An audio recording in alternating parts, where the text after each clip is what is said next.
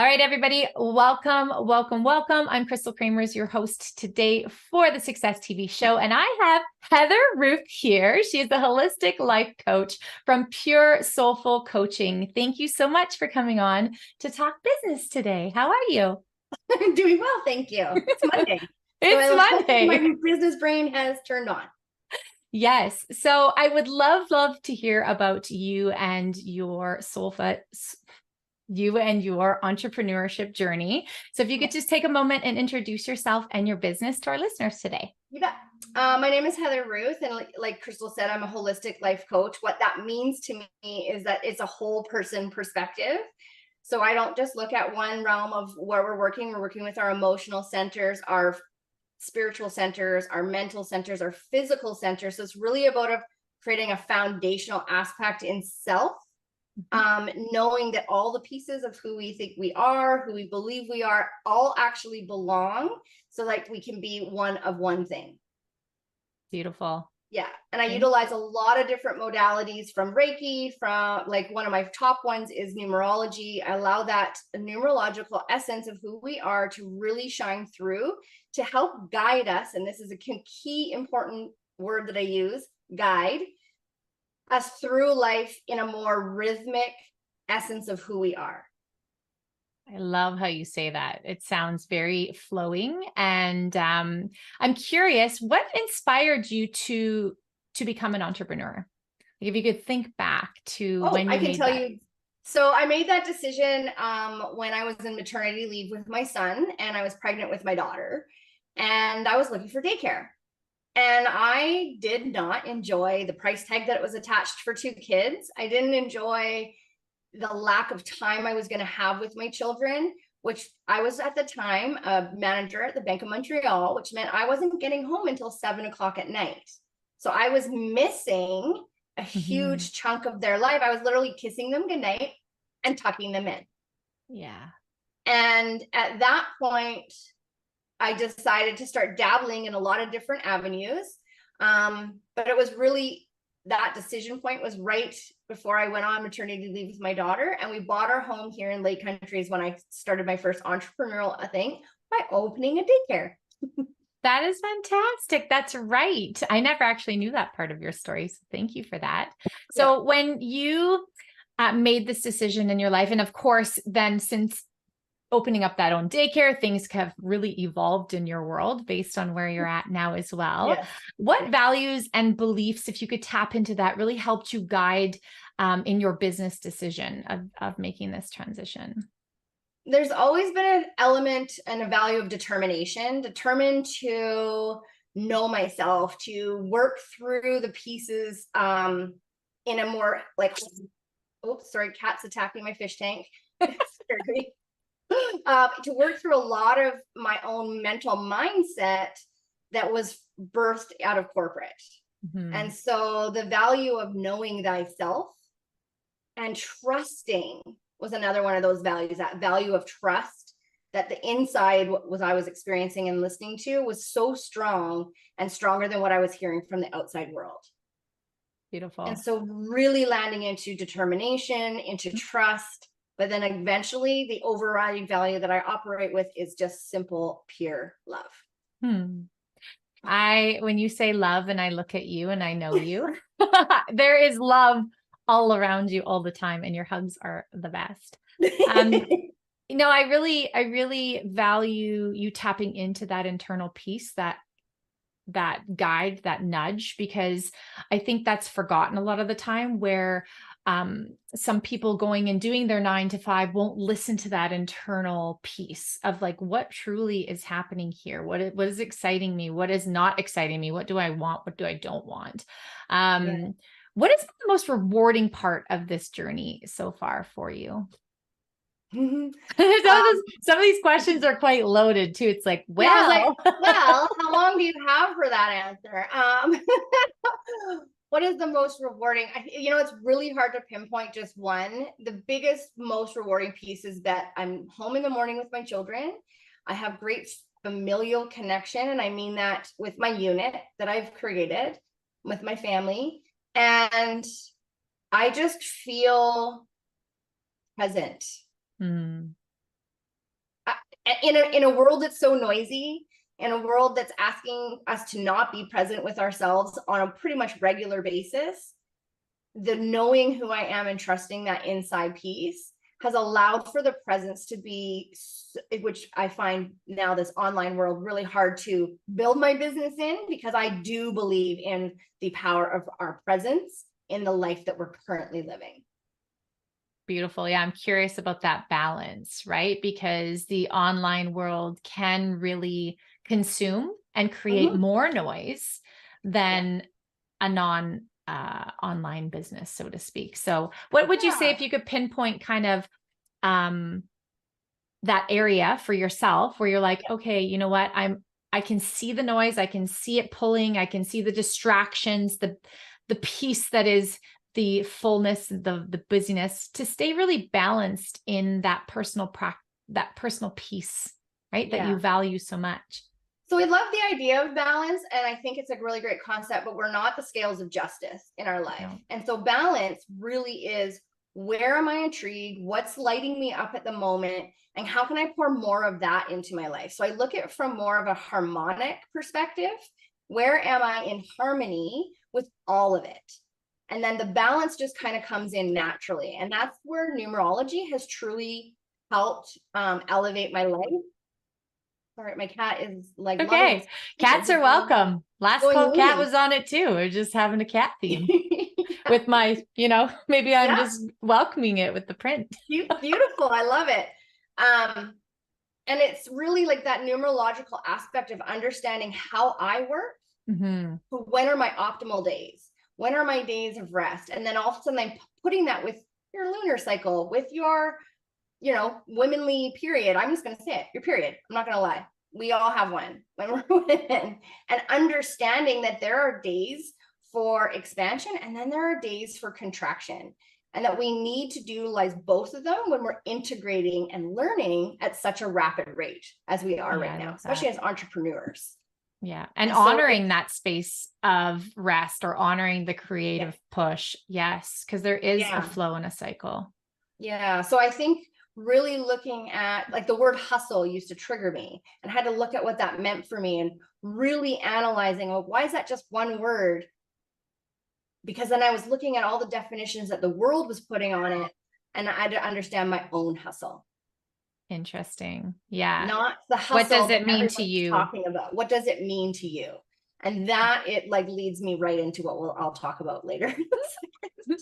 Stay tuned if you stay to the end. Yeah. Okay. So let's talk about the unique challenges maybe that you've encountered as an entrepreneur, and kind of some of this does flow into it.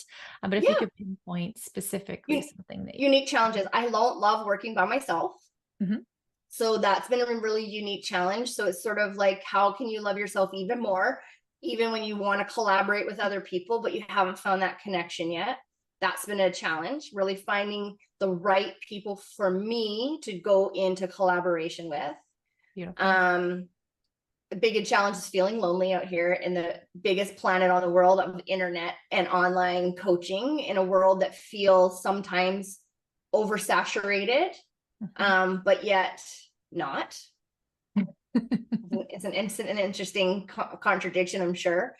And really being consistent has been a challenge, because I thought it had to look a certain way. And you listen to business coaches and they talk about consistency, and I kept running into this resistance.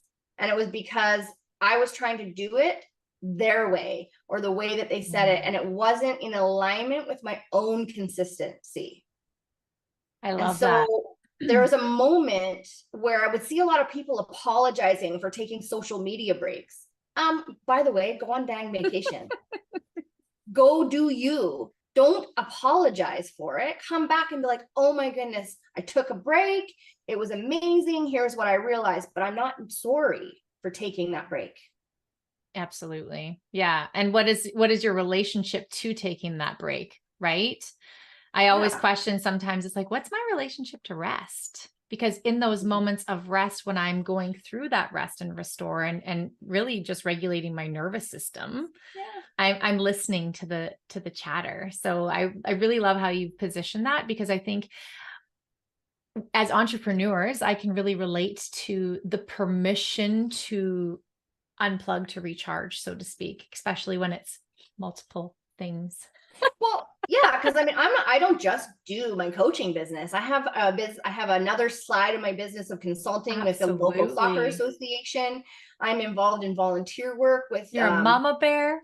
Canadian Ski Patrol organization. I'm actually the president of the organization here where we work or live. I mean, and I fumble my words, and I'm okay with that. That's okay. But it is knowing that we're multifaceted human beings with lots of multiple interests, and that's what makes us unique. So I'm unique to another numerologist out there because of my perspective and my view. Absolutely. Yeah.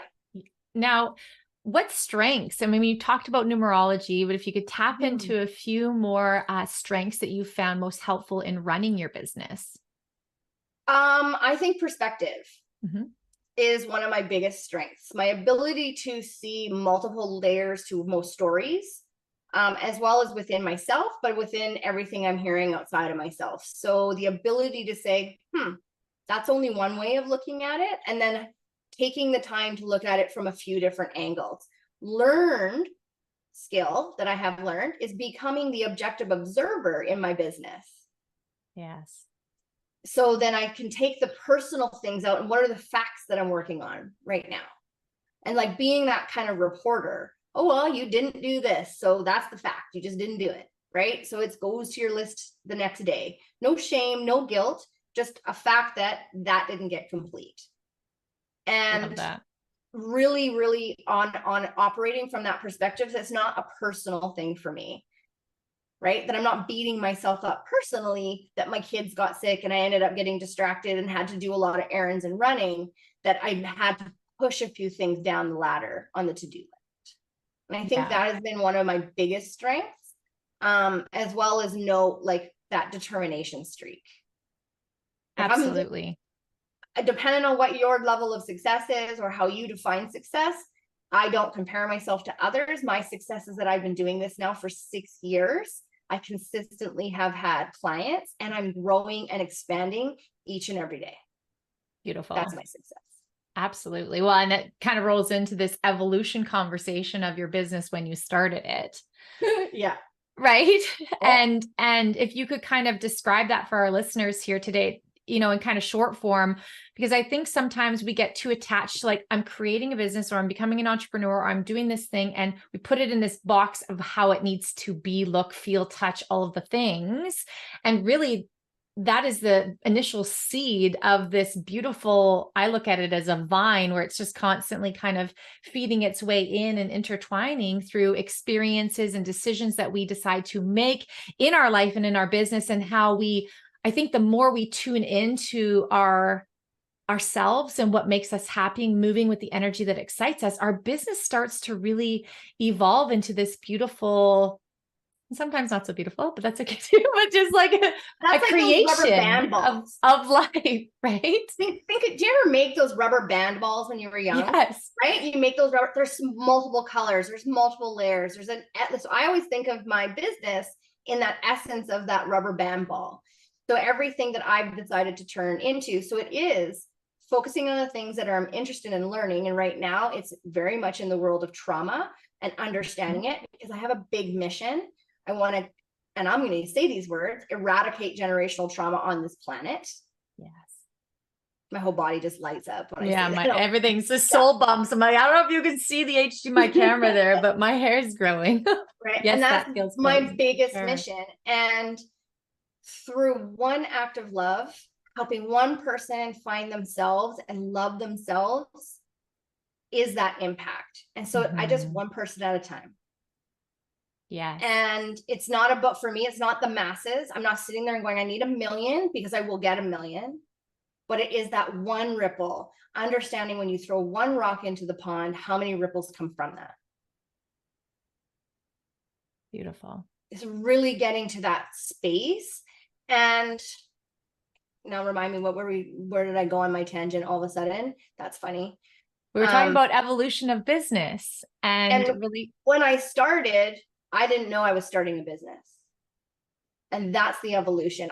strictly wanted to help people like myself feel better in their bodies, love the body that they were actually in, but not through like health and exercise, because I wasn't the best at it.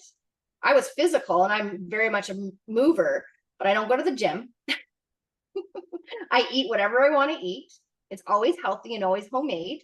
And I wanted people to see the body that they're in, because we are rejecting them all the time. Absolutely. I was one of them. And I just wanted to help people feel better mentally, emotionally, and physically, which then turned into spiritually. And that was the evolution. And now my biggest focus starts with that spiritual connection that helps us understand that physical connection, which then helps us with our emotional and our mental factors. That's my mic drop. I think I need to get like a beautiful little rubber mic for these conversations, but that's beautiful and brings tears to my eyes, because that is ultimately your purpose. And through your evolution, it's like coming back to that piece. Like if anyone says to me, do you know Heather Ruth? I'm like, yes, I hear love. Like I literally hear love. That's what I hear when I say your name. And so bringing that into who you are and how you're helping and supporting this beautiful ripple piece it becomes this, I don't know, it's just a beautiful essence of you.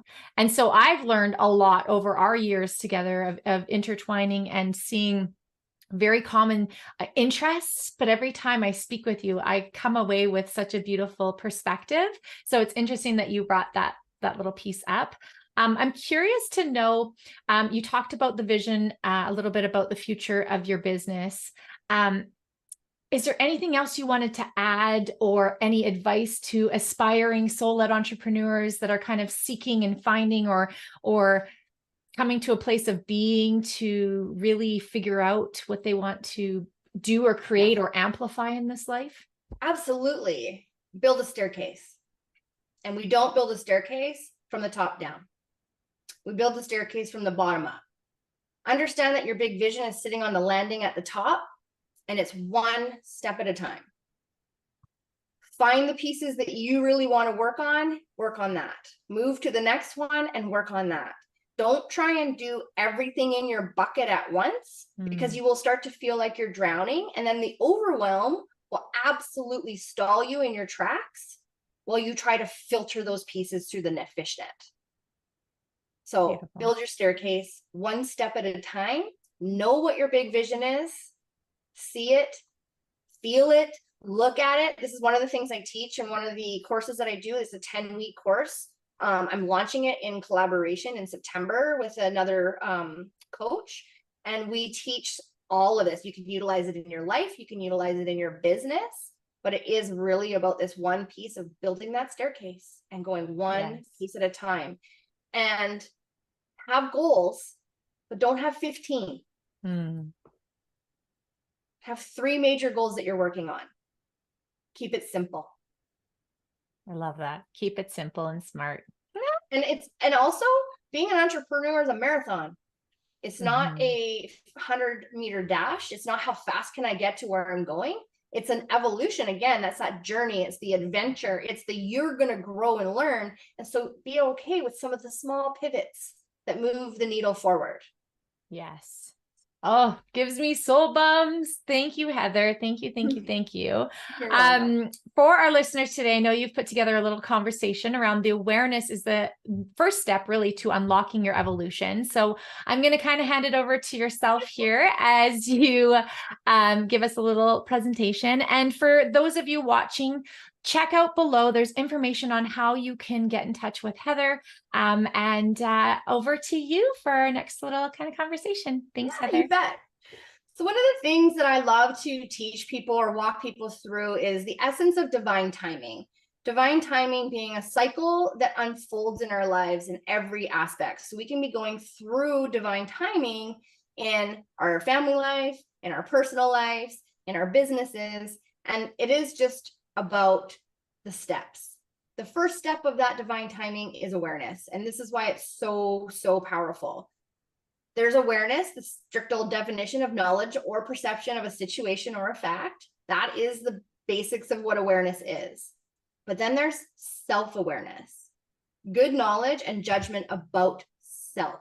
This is really key for the entrepreneurial journey, I find, is that we need to understand that we evolve, that we go through an evolution. And so we're going to keep going through these cycles of new awareness is going to be that first level.